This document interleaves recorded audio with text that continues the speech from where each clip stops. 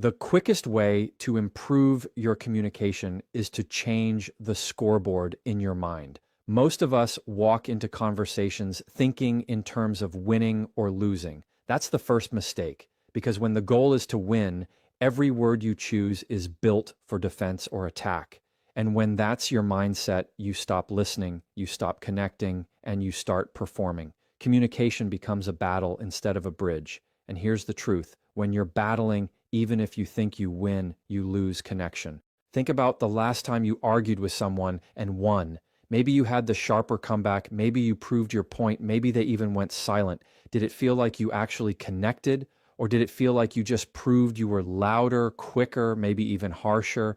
Winning the moment usually means losing the relationship, because no one walks away from a conversation thinking, I love how they destroyed me. They walk away feeling unseen, dismissed, and defensive. Shifting the goal means redefining success in communication.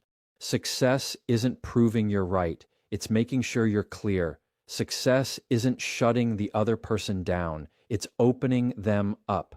Success isn't hearing silence at the end of your words. It's hearing understanding. And when you carry that mindset into every conversation, you instantly change the energy. You're no longer trying to overpower someone. You're trying to reach them. That's a whole different kind of power, and it doesn't come from winning. It comes from clarity. When you make the shift, the pressure disappears. You don't have to keep score. You don't have to stay on guard waiting for the next jab. You don't have to rehearse your counterpunch. Instead, you can actually listen. And when you listen with the goal of understanding, not winning, your responses slow down, your tone softens, your words sharpen. People feel that difference instantly. They sense that you're not here to crush them, you're here to connect with them. And in return, they open the door to connection much wider. Winning is short-term satisfaction. Understanding is long-term strength. When you argue to win, you might silence someone for a moment, but the resentment lingers long after. When you argue to be understood, you create space for honesty, for calm, for actual problem solving. That's not weakness, it's wisdom. Because clarity doesn't just change one conversation, it changes how people see you in every conversation that follows. They stop bracing for conflict and start trusting your intent. Here's the shift in practice. Instead of asking, how do I prove my point? Ask, how do I make my point clear? Instead of thinking, how do I beat this argument? Think, how do I understand their perspective? Those little questions reroute your brain. They pull you out of combat mode and into connection mode. And when you're in connection mode, people lower their defenses. The conversation isn't about two sides clashing. It's about two people reaching. That's when communication works. So much of communication falls apart because we assume that clarity is automatic. It's not. You have to choose it. And clarity only shows up when the goal is connection, not conquest. You don't have to sacrifice your point. You don't have to roll over. You don't have to agree with everything said. You just have to shift what you're aiming for, not the win, but the understanding, not the trophy, but the truth. And the second you do that, your words get lighter, your presence gets calmer, and your communication gets instantly better. Most people think they're listening, but they're not. What they're actually doing is waiting for a gap, waiting for a mistake, waiting for their turn to jump in. That isn't listening, that's reloading. When the goal is to win, you treat every word from the other person like ammunition you have to dodge or fire back at. But when you listen to learn, the entire purpose of your attention changes. You're not gathering ammo, you're gathering understanding. And that's the kind of listening that transforms communication instantly. Listening to learn requires curiosity. Curiosity says, I want to know where you're coming from, instead of, I want to crush where you're coming from. Curiosity creates space for connection because it invites the other person to expand, not shut down. When people feel that you're genuinely interested in their perspective, they start to trust you. And trust is the foundation for any real communication. Without curiosity, conversations are just battles for airspace, but with it, they become opportunities for clarity. Or think about the energy of a comeback versus the energy of a question. A comeback is sharp, fast, often defensive. It's designed to win the moment, not understand the person. A question, though, slows everything down. It puts the spotlight on the other person, and it shows you're actually trying to get it right, not just get it over with. Questions like, "What do you mean by that?" Or, "Can you explain that a little more?" Don't weaken your position. They strengthen your presence. They say you're not afraid to hear more because your goal is clarity. When you listen to respond, your mind races ahead of the other person's words. You're crafting your defense, rehearsing your rebuttal, shaping your speech. By the time they're done talking, you've stopped paying attention halfway through. And here's the danger. People can feel that. They know when you've checked out of listening. They know when your silence isn't about absorbing, it's about planning your next strike.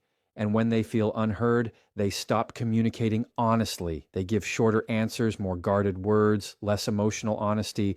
On the other hand, listening to learn communicates something powerful without you saying a word. It communicates patience. It communicates respect. It communicates that you value the other person's perspective enough to set your ego aside for a moment. That doesn't mean you agree, and it doesn't mean you're surrendering. It means you're strong enough not to make everything about your comeback. People respect that, and respect is the soil where better communication grows. Here's the shift in practice. Instead of thinking, "What am I going to say next?" try thinking, "What are they really trying to say right now?" That single mental switch keeps you present. It keeps you tuned into the actual words instead of the imaginary battle in your head. And the surprising thing is, when you truly understand someone's point, your response becomes sharper, calmer, and more effective anyway. You don't have to reach for comebacks. They come naturally because you're speaking to the heart of the issue, not just the surface. Listening to learn is also about discipline. It's choosing not to interrupt. It's holding back from the urge to correct every detail. It's resisting the temptation to win the silence by filling it with your words. Discipline in listening looks like stillness, like patience, like presence. And that discipline pays off because the other person feels it. They feel safe enough to actually express what they mean instead of hiding behind defense. And when they do, you've created a conversation where real connection is possible. Is one of the most common mistakes in communication is confusing validation with agreement. People think that if they validate what someone else is feeling, they're giving up ground, they're admitting defeat, they're letting go of their own position. That's not true. Validation doesn't mean you agree. It means you recognize. It's the difference between saying, "You're right," and saying, "I hear that this matters to you." One is surrender, the other is respect. And respect is what keeps conversations from breaking apart. Validation is oxygen in a tense conversation. Without it, the interaction suffocates. People raise their voices, they repeat themselves, they get stuck in a loop because they don't feel heard. But when you validate, you cut that loop instantly. You say, "I see your frustration," or "I get that this is important to you." And suddenly the emotional temperature drops. You haven't given up your point, but you've given the other person space to breathe. And that space is where real communication begins. Think about it like this. Emotions don't need agreement. They need acknowledgement. If someone says they're angry, you don't have to argue whether they should feel that way. You can simply acknowledge, "I hear that you're angry." That acknowledgement doesn't fix everything, but it changes everything because people aren't always looking for a solution first. They're looking for recognition. The moment they feel recognized, they stop fighting for attention and start moving toward understanding. Many conversations break down because both sides are so focused on being heard that they forget to hear. You can't move forward if both people are shouting at the same time. Validation acts like a pause button. It tells the other person, "I'm not here to erase your feelings, I'm here to hear them." And here's the paradox. The more someone feels heard, the more open they become to hearing you. So validation isn't weakness, it's strategy. It paves the way for your words to land without resistance. There's a simple formula that works in almost every tough conversation. Feelings first, facts second. If you jump straight to facts, you come off as cold, dismissive, even combative. But if you acknowledge the feelings first, the facts land softer. For example, instead of saying, "That's not what happened," you can say, "I get that this situation felt unfair to you." Then you share your perspective. Same message, completely different impact. One builds walls, the other opens doors. Validation also requires humility. It's the humility to admit that someone else's feelings are real to them, even if they don't make sense to you. You might not understand why they're upset, but you can still respect that they are upset. That humility shows maturity. It shows that you're not threatened by someone else's emotions, and you're not so fragile that acknowledging their perspective feels like losing yours. That balance is what makes communication strong. In practice, validation sounds simple but feels unnatural at first. We're wired to defend ourselves, to correct misunderstandings, to push back when something feels inaccurate. But when you train yourself to validate before you argue, you flip the script. You take tension out of the room instead of adding to it. You keep the focus on connection instead of competition. And over time, this habit shifts the entire way people experience you. They stop seeing you as someone who needs to win, and they start seeing you as someone who knows how to listen, respond, and respect without surrendering. The quickest way to ruin a conversation is to treat it like a game. We keep an invisible scoreboard in our heads. Who spoke longer, who interrupted more, who made the stronger point, who got the last word. That scoreboard makes us hyper-aware of winning moments instead of meaningful ones. And when you measure every word in terms of points, you turn the entire exchange into a competition. The truth is, conversations aren't games. There are no referees, no trophies, no final score that decides who was right. When you carry a scoreboard mindset, you walk into conversations looking for an edge. Every time you think you win a moment, you add to your tally. But here's the problem. You're the only one keeping track. The other person isn't awarding you points. They're building walls. While you're celebrating in your head, they're shutting down in theirs. What feels like a win to you feels like a loss to them. And in communication, the moment someone feels like they're losing, the connection is already gone. The scoreboard is also exhausting. It keeps you tense, on guard, ready to defend every word. You can't relax into the conversation because you're too busy calculating the score.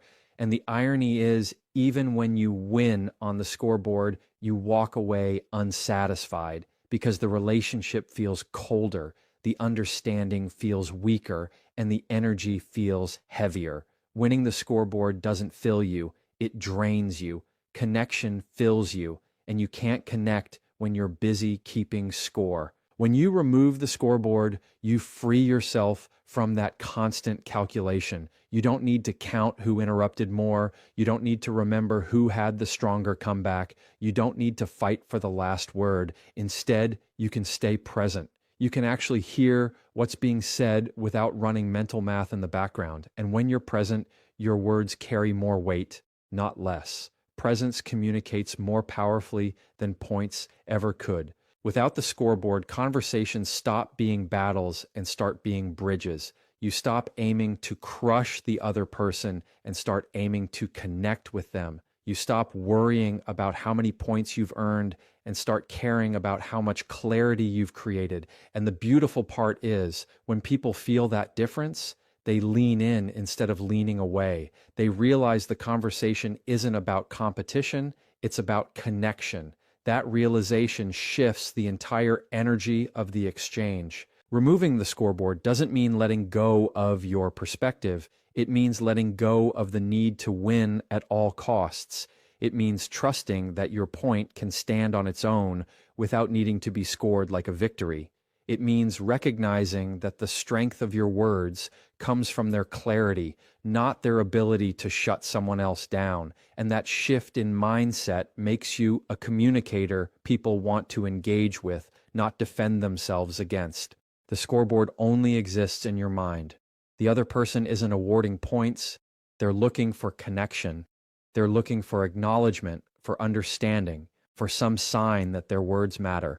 When you put down the scoreboard, you give them that sign. You show that you're not here to compete, you're here to communicate. And when people feel that from you, they let their guard down. They stop keeping their own hidden scoreboard, and suddenly the conversation turns from combat to connection. Clarity is the most underrated skill in communication. When emotions run high, most people reach for sharper words, louder tones, and defensive reactions. They think power comes from volume, speed, or clever comebacks. But the real power comes from clarity. Clarity cuts through noise. It lowers defenses. It removes confusion. When your words are clear, the other person doesn't have to guess, twist, or decode what you mean. They can hear you, understand you, and respond in a way that actually moves the conversation forward. Victory, on the other hand, usually creates fog. When your goal is to win, you pile on more words, more arguments, more heat. The conversation turns into a blur of back and forth, and by the end, no one is really sure what was said. They just know how they felt, attacked, dismissed, or overwhelmed. You might think you won, but you lost the one thing that matters most in communication: understanding. Clarity always outlasts victory because people remember how clear you were long after they forget how loud you were. Clear words come from a calm mindset. When you're defensive, you rush. You cut people off, you over-explain, you repeat yourself. But when you're calm, you can slow down. You can choose your words carefully. You can make sure your tone matches your intent. Calmness creates space for clarity. It tells the other person, I don't need to fight you. I just want to be understood. And that message is far more effective than any attempt to dominate the conversation. Clarity also protects you from being misunderstood. In heated moments, vague statements get twisted, exaggerated, or used against you later. But clear statements leave no room for confusion. Instead of saying, you always do this, you can say, when this happens, I feel frustrated. One is accusatory, the other is specific. One sparks defensiveness, the other invites discussion. Clarity doesn't just communicate better, it keeps the conversation safer for both sides. The best part about choosing clarity over victory is that it works instantly. You don't need to rehearse a speech, memorize lines, or prepare comebacks.